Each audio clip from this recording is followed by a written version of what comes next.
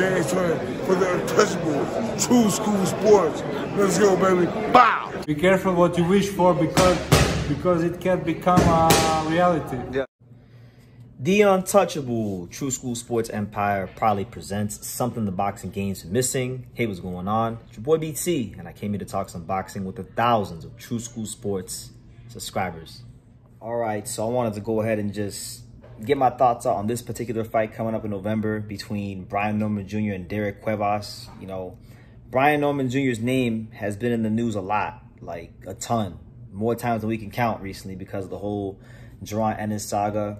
They're not going to fight, so I'll put it behind me for a second. And let's just talk about this matchup between Ennis-Norman Jr. and the number 7 contender, Derrieck Cuevas. Now, if there's one person in boxing that I think is qualified to be in this matchup, it's your boy BT. Why? Because I've seen Ennis-Norman Jr. fight, what, 3 or 4 times? And I've seen Derrieck Cuevas fight about 3 or 4 times. And I used to actually see Derrieck Cuevas train in South Florida. You know, he used to train in South Florida. So I have a good synopsis on both guys. And I think it's a really good fight. I think it's a fight where, you know, Norman, I will make a slight favorite. You know, I think he's coming in on better form. He's coming in on the biggest win of his career. However, I don't think this is going to be a cakewalk fight for him, honestly. So let's talk about, before you get into Norman, let's talk about Cuevas because he's the more unknown commodity here. So Derrieck Cuevas, he's a fighter that has just now got on the radar of a lot of boxing fans because of this fight. He's been in the middle of a rebuild, you know, because 4 years ago in December, he lost to an Argentinian journeyman named Damian Ezekiel Bonelli. And he lost that fight, very close, 6-round split decision loss for him. At that time, he was trained by John David Jackson. That was the first and only time John David Jackson him ever trained. And then after that, took some time off, took about a year or so off, and then he's been in the middle of a rebuild, you know, having these fights and you know, fought once in Atlanta, fought in Panama 3 other times, and he's so far since that loss, he's been 4-0. With 4 knockouts, so it's been nothing short of a great rebuild for Derrieck Cuevas, and now he's looking to become the WBO welterweight champion of the world and bring back some gold to the island of Puerto Rico, you know. But Cuevas, he's a fighter that has good amateur experience, you know.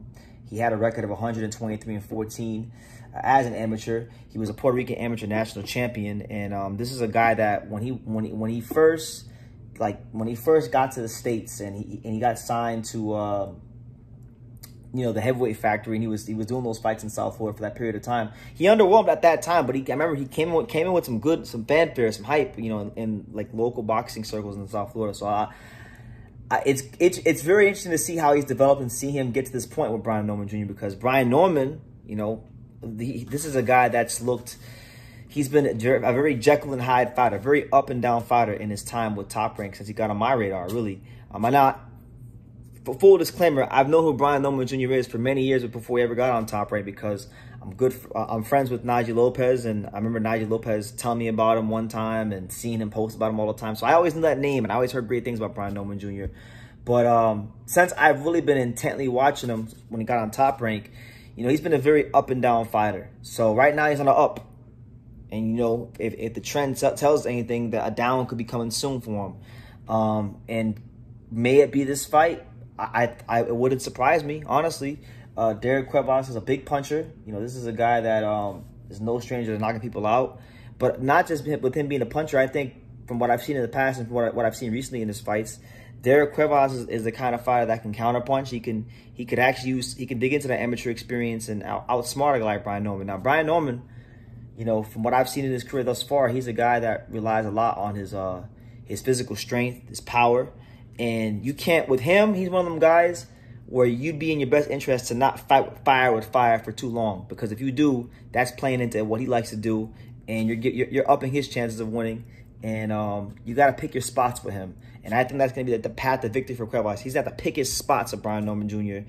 and dig into that amateur experience a little bit because this guy, Norman, is very strong. And if you're not careful, like a Giovanni Santillan, you can get absolutely violated on television by him. So I think it's a hell of a fight. I think people are so wrapped up in what happened with Boots and the negotiations and the fight falling out that they haven't done their homework, and this is actually going to be a pretty good fight. I like this fight a lot.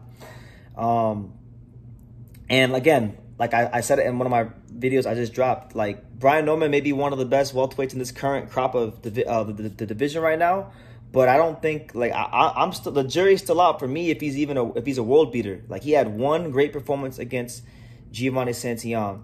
I ain't seen nothing else besides that fight where he looked great. So the jury's still out on me and how good he's gonna be. And this fight will tell me a lot about him. This fight will tell me, like, okay, is he going to be the kind of guy that can maintain consistency? Is he the guy that I saw in the Quentin Randall fight? Is he the guy that I saw in what was the other fight? Quentin Randall, and then the fight against Janelson Figueroa. Is he the fight? Is he that guy, or is he the guy against Santillán? Personally, I think it all depends on what style shows up. So if Cuevas comes and tries to brawl this guy and slug with him, I think he'll get hurt, honestly. It's very possible he could get hurt. If he picks his spots and he boxes, I think there's a definite path to victory for Cuevas. So would I put Brian Norman Jr. upset alert? I would. I actually would put him on upset alert. I would put him on a minor upset alert, because I still remember watching Cuevas against the Argentinian journeyman 4 years ago, and I remember him getting outworked. And I do think, you know, Norman could outwork Cuevas. Cuevas can be a bit, you know, economical with his punches. So I think, you know, Brian Norman in that regard could outwork him and could eventually grind him down and stop him in the later rounds. But because of the amateur experience, because of, you know, he's a big welterweight, you know, he's an inch taller than Brian Norman Jr. He's got solid punching power. He's got pretty decent amateur experience. I would give him a chance. I'll give him a chance to upset Brian Norman. But my conventional wisdom would tell me probably Brian Norman breaks Cuevas down in the later rounds, because Cuevas doesn't throw enough punches and he's a bit too economical with his work. And I think while he's being economical, Brian Norman Jr. probably goes ahead and outworks him, and the physical strength in this fight winds up being the difference, because I just think Cuevas is going to try to fight him a little more than he should. You know, that's how I think it's going to go. We'll see how it goes. It's a good fight either way. But yeah, either way, Norman has to win, because Norman avoided the Jerron Ennis fight, and from now on, he's betting on himself. He's betting on himself for future fights, a future Boots fight, or fights with other Tiafimo. He needs to build his name and his business, quote unquote. So he's going to be under a microscope, and he can't even afford to lose a fight that's a close fight, because if he loses a close fight and cries robbery, no one's gonna feel sorry for him because of how the whole Boots Ennis saga played out. So to me, on that card, that's gonna be one of the most interesting cards of the year, because you got Keyshawn Davis on a real dangerous step-up fight against Gustavo Lemos, and then you got this fight, which people don't realize that this is a dangerous fight for Brian Norman Jr. But I'm telling you right now, if you didn't hear it nowhere else in boxing, I'm telling you right now here on True School Sports, it is a dangerous fight for Brian Norman Jr. because of what Cuevas brings to the table, which is his amateur experience, his physical strength, his power, and the fact that we have not seen a consistent Brian Norman Jr. yet, as he's been, you know, in the limelight, you know, fighting on ESPN. So until we start to see those consistent performances and he stops proving himself to be this up and down fighter, you know, we're gonna have to be a little skeptical. And I'm reserving a healthy amount of skepticism for Brian Norman Jr. You know, but that being said, I still think, based on what I've seen from Cuevas, because there's a video on this channel, you can go look it up. There's a video of Derrieck Cuevas sparring on this channel when he sparred Justin Biggs back in 2019 down there at States McKinley's gym. I seen him spar, so it's not like I don't know who I'm talking about, but you guys can let me know what you think in the comments down below. What do you think about Brian Norman Jr. versus Derrieck Cuevas? And if you don't know about Derrieck Cuevas, go watch a fight or two, come to your own conclusions, think about the matchup a little bit, and then you tell me what you think about the fight. Let me know in the comments down below. Make sure you guys take the time to subscribe. And like I say in every single one of these videos, you can love me or you can hate me, but I'm just a kid from Daniel. So until next time, take care, guys. Thank you for watching another video on the untouchable True School Sports Empire. I'm at the Boxing Hall of Fame out here in Canterbury, New York. And for more great boxing content just like this video, make sure you click and subscribe right over here.